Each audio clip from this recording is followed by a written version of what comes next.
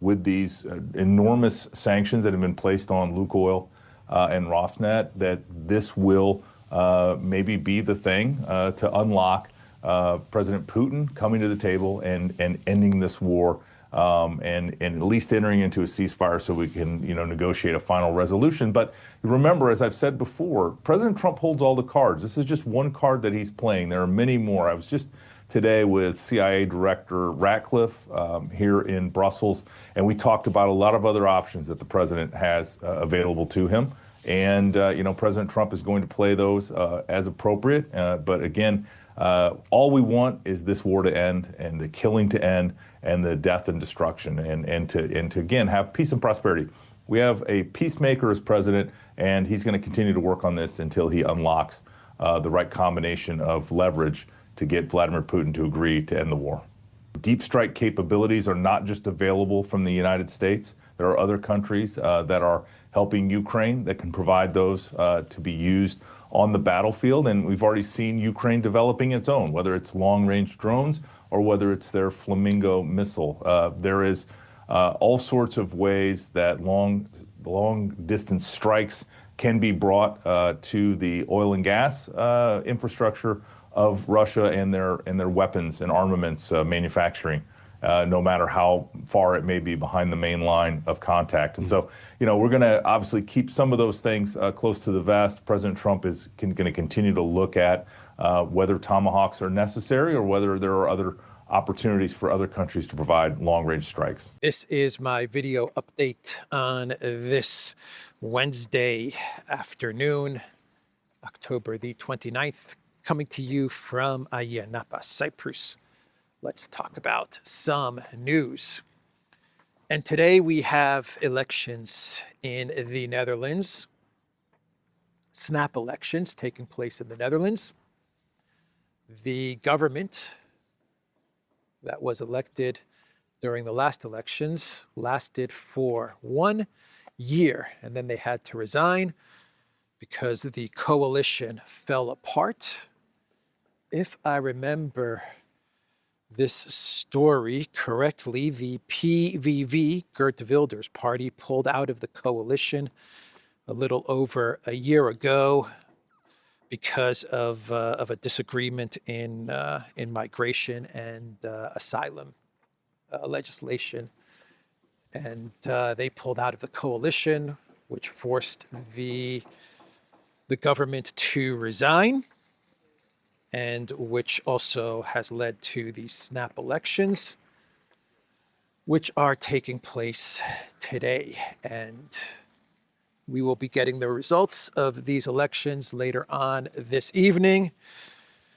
According to Politico, the European Union is very concerned about these elections. They are afraid that the far right PVV of Wilders might come out on top. They are hoping for an EU-friendly globalist party to win these elections in the Netherlands. So the polling seems to be pretty tight, but we will find out the results of these elections later on this evening.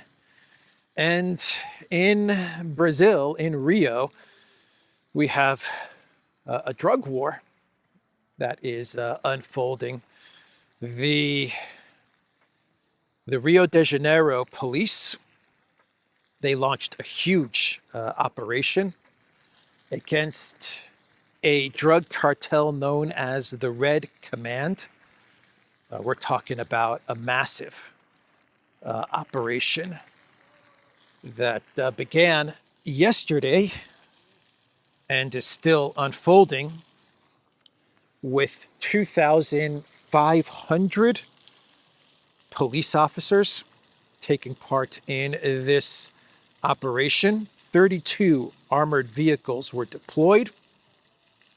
And at the time of this recording, we have between 60 to 100 deaths in this operation that is targeting the Comando Vermelho, the Red Command. gang in Rio's northern Alemão and Peña areas.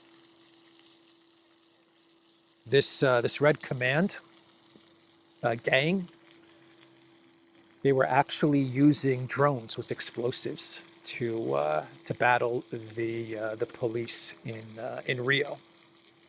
And I have read that the governor of Rio actually requested from Lula that the federal authorities get involved in this operation and taken out this gang. He actually requested this of Lula 3 times, and all 3 times, according to the reports that I read, Lula refused. And so the governor of Rio launched this operation without the federal authorities, and this operation was 1 year in the making, and it's violent, man. It looks like a war is breaking out in Rio, at least from the images and the videos that are circulating the interwebs on social media.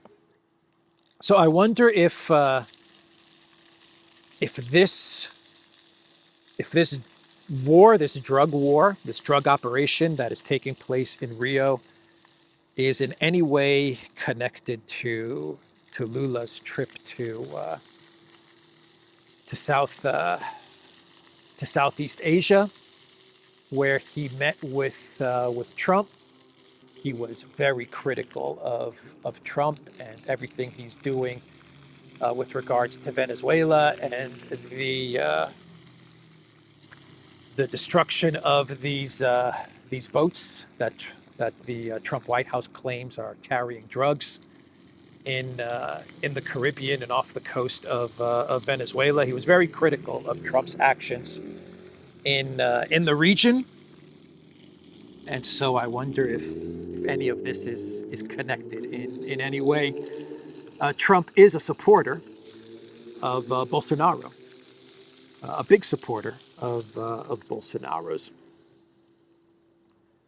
According to the governor of Rio, Claudio Castro, he called this operation the biggest operation in the state's history, describing violence as narco-terrorism.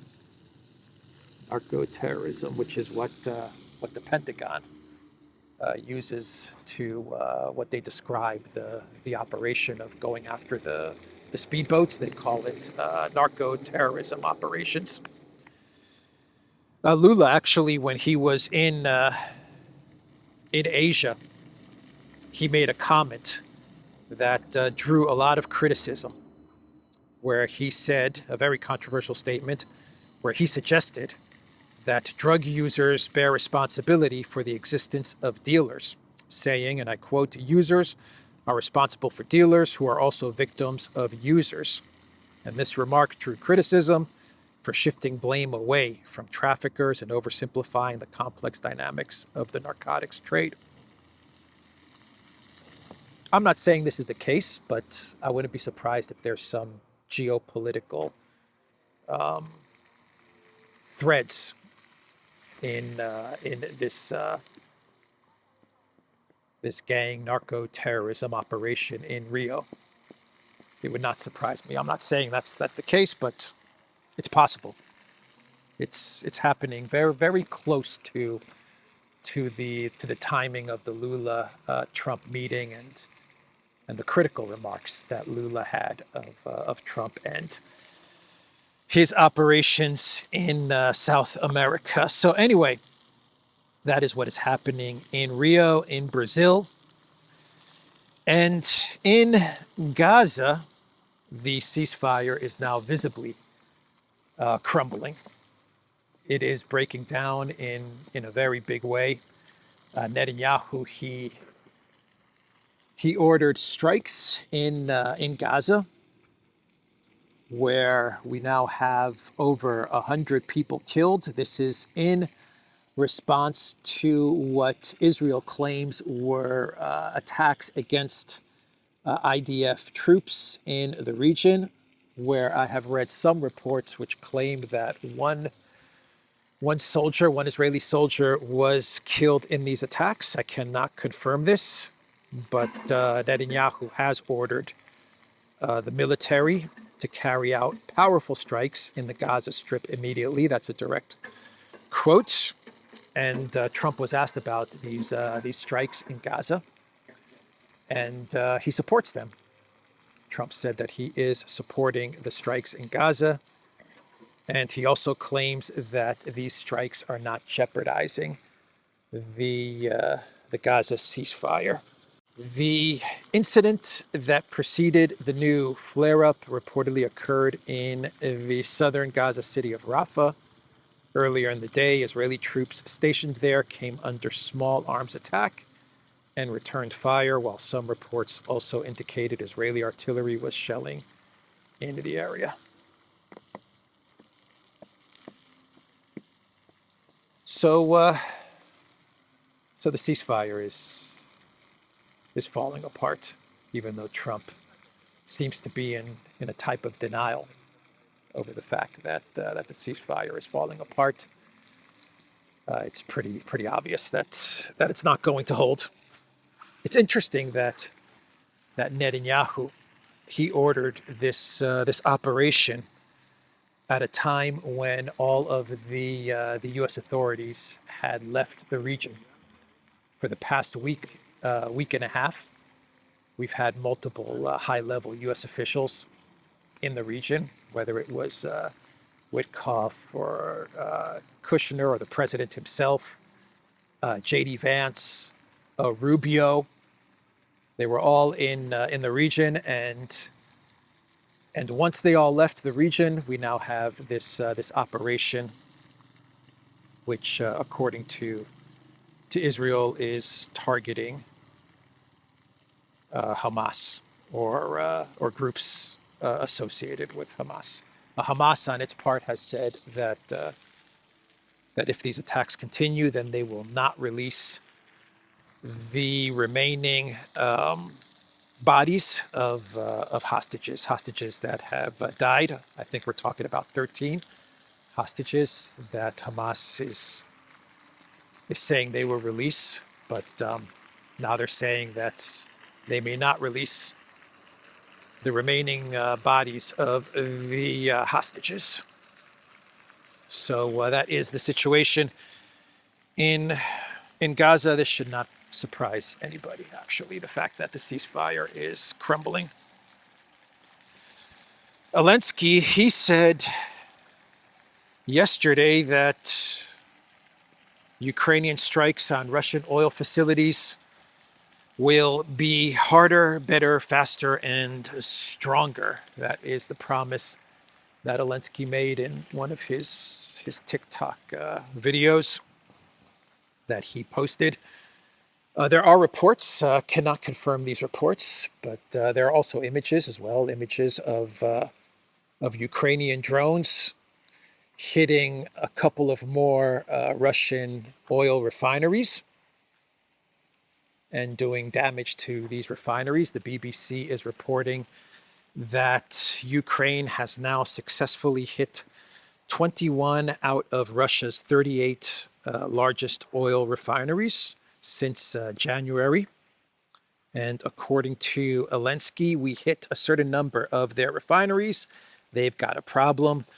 When they started to restore and saw the queues of cars, they redistributed the volumes to other refineries. That is what Alinsky said as he was meeting with journalists. Therefore, our task is absolutely clear: to continue our work at other plants that have started to increase the volume, especially diesel, and we just have to work on it every day, Alinsky added. So the plan, according to Politico, that Alinsky is executing is to cripple Russia's oil industry and to cut off the revenue of Moscow's war machine. And Alinsky is hoping that he will also be getting long-range missiles, Tomahawk missiles, and along with sanctions and eventually seizing the Russian foreign assets. This will bring Putin to the negotiating table where he will capitulate to Ukraine, to the United States, and the collective West. That is Alinsky's plan going forward. So should we go to my yacht? Let me take you to my yacht, so you guys can see where I'm living these days. My yacht. Let's see here. What's next on the agenda? We got some food. We got some burgers, some fries. Hungry. Let's go munchy. And let's talk about Lavrov in Minsk, the Aya Napa Marina. I'm doing some advertising for the Aya Napa Marina. There was some event taking place here over the past couple of days, I believe up to the 28th, a yacht event. I was not invited to this event. Not important enough, even though I've got the biggest yacht here. Check it out, man. That's my yacht. Picked it up a couple of days ago. Anyway, all right. We can dream, can't we? We can dream. Lavrov was speaking at the Minsk Security Conference. And Lavrov, he talked about NATO expanding. He said that Russia, for its part, would agree to security guarantees to Europe that it will not go after any EU or NATO member states, right? That has no ambition, no desire to launch any type of operation against NATO members or EU members. And Lavrov said in his speech that Russia would even put this to writing in the form of some sort of security guarantee. But he said, unfortunately, NATO, there you go, guys. There you go. How's that for a yacht? How is that for a yacht, man? That's a big yacht. That's a big boat right there. So Lavrov said that NATO continues to expand, and they are not interested in backing off or providing any type of security guarantees analogous to what Russia is saying they would provide to NATO member states and to EU member states. Lavrov also said that Europe is preparing for a war. He actually said that Europe is preparing for, and I quote, a new big European war against Russia. So he's saying all of this in Belarus. By the way, come December, the Orezhniks will be operational in Belarus. That was announced at this security conference. And then he talked about how NATO is trying to turn Eurasia and Asia, the Middle East, as a type of NATO fiefdom. He actually said that a reasonable question arises: if this is the general trend, do we want our entire vast, beautiful continent to be turned into NATO's fiefdom? We cannot agree with this, Lavrov stressed. Yeah, I talked about NATO expanding in Eurasia, or having ambitions to expand into Eurasia, into Asia, into the Middle East, into the Caucasus. That's no surprise. NATO wanting to expand to the Caucasus, Georgia, Armenia. We know what's going on there. Actually, the Eurasian leaders are going to be at the White House next week to meet with Trump. Trump is trying to court Eurasian leaders to move away from China, Russia, BRICS, and to get on board with the United States. That is what's going to happen next week. So that's what Lavrov said at the Minsk Security Conference. Trump has decided to go all in and wage an economic, sanctions, and military conflict, not only against Russia, but also against China and BRICS. And he's going all in, man. He is going all in. very aggressive escalation on the part of Trump against Russia. But China's next, and Trump's going to be meeting with Xi Jinping tomorrow on the 30th. So I imagine they're going to discuss not only trade and economic issues, but they are going to discuss geopolitical issues. And one of the big demands from Trump of China is going to be to ditch Russia. Actually, Alinsky, in his statement, he demands of Trump that he tells Xi to ditch Russia. He wants Trump to tell Xi to ditch Russia. But you know, when Alinsky wants something of Trump, Trump has to deliver it, man. That's just the way it goes, man. When the Green Goblin demands something or wants something of the United States has to try and deliver. That's the name of the game. So it does look like Russia is finally starting to understand that this economic sanctions war that's being waged against it is not temporary, but permanent. And so what you're seeing is moves being made by Lukoil and Rosneft to actually sell their foreign assets because of the latest sanctions that Trump has placed on these two energy giants. They're now selling their foreign assets, which is proof of the fact that these sanctions are not a temporary thing. They're not going to be going away. The United States is not interested in diplomacy. They're not interested in bargaining with Russia and striking some sort of deal where sanctions are removed for some sort of a negotiated settlement in Ukraine. These sanctions are permanent. They're going to stay for a long time. And the fact that Rosneft and Lukoil are now looking to sell their foreign assets is proof that the sanctions will be permanent. They're understanding that the sanctions will be permanent. That's what this selling of foreign assets shows. If they were going to be temporary, then you would not be seeing Lukoil and Rosneft selling their assets. Where am I going, man? Where am I going? Let's go this way. I'm like at the parking lot. Let's walk back.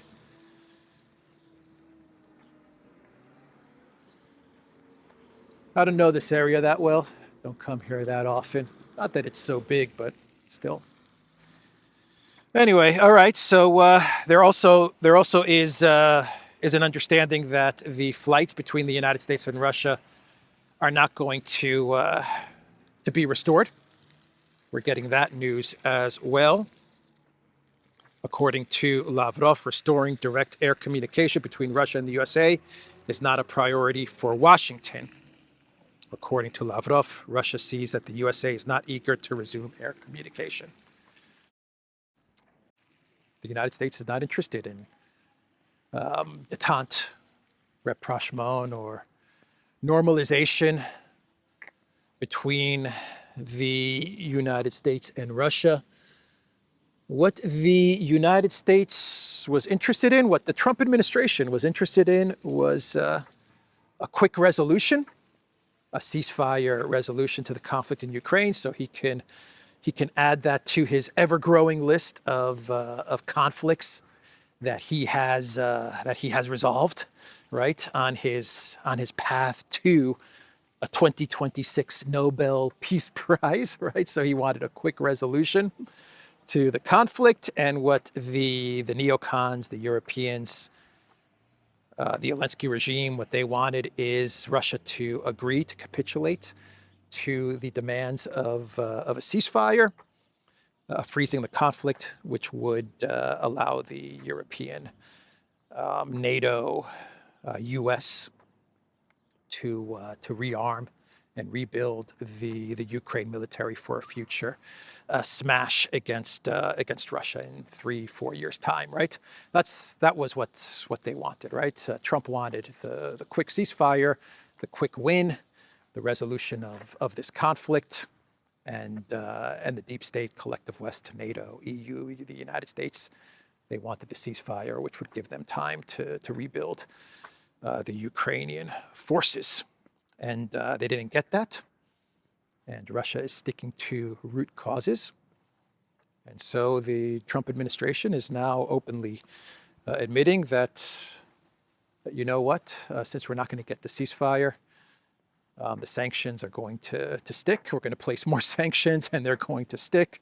And as far as opening up any goodwill gestures of flights between the United States and Russia, forget about that as well. We're not interested in goodwill gestures. We're interested in ceasefire, capitulations, and solving conflict number 9. I like it.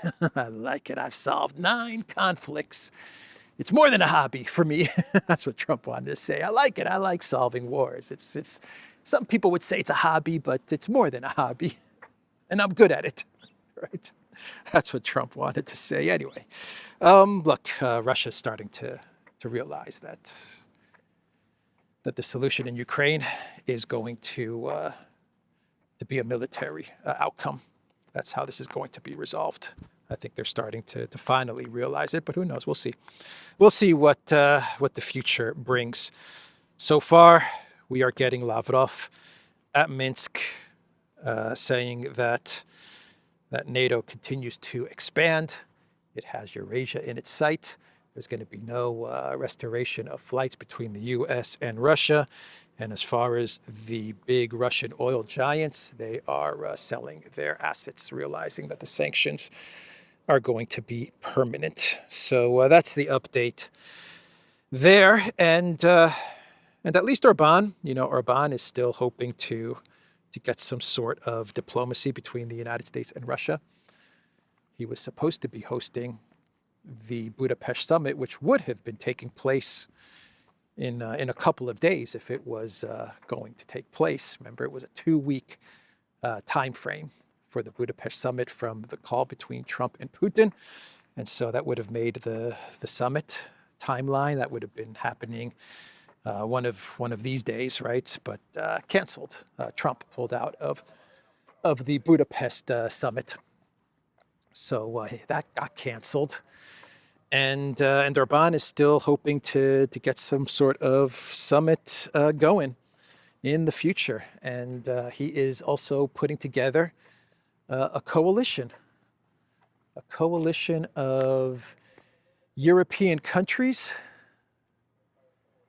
that will be able to block the EU escalation towards war with Russia. And in this coalition, we're talking about Hungary, we're talking about Slovakia, and Czech Republic, with the new leader, Babiš. This actually was very successful, forming this type of bloc in the EU, was very successful with the migration policy when it was the Visegrad 4, and that was Hungary, Slovakia, Czech Republic, and Poland at the time, and they formed this bloc of Visegrad 4 countries. And they were able to influence the EU's migration policy, and they were able to get their way when it came to migration from the European Union. And so it proved successful back then, and Orban is looking at this as a way to prevent some sort of European war with Russia in the future, if he can put this bloc together. Of course, Poland is the one country that's missing from the Visegrad 4, this new bloc. The resurrection of this Visegrad 4 bloc, so it's going to be the Visegrad 3. Of course, Poland is on the side of escalation and war with Russia. At least the current Polish government is absolutely on board with some sort of a conflict with Russia. So they're out of the bloc that Orban is trying to form. But Orban said that the path to peace, at least as Hungary sees it, is for Europe to negotiate directly with Russia. He said that Ukraine should be a strategic partner, but not an EU member.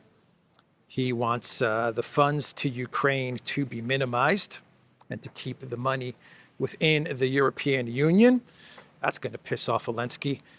And he also wants all of the countries, the EU member states, to respect each other's energy choices and energy interests. That's not going to happen either. So that's Orban's path to peace in Europe. We are getting reports, actually, that the United States is going to reduce their troop presence in Romania. Not a big reduction.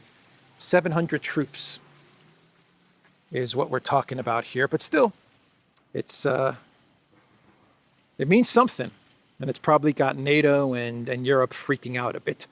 Washington has informed Romania's Ministry of National Defense of plans to reduce the U.S. contingent deployed to the country by about 700 troops, the ministry said in a statement. So there were reports about a month ago or 2 months ago, that claimed that the Pentagon was looking at reducing their presence in Eastern Europe. But I remember those reports were focusing on the Baltic states, Poland and the Baltic states. But now you get the announcement from the Pentagon that there is going to be a force reduction taking place in Romania. So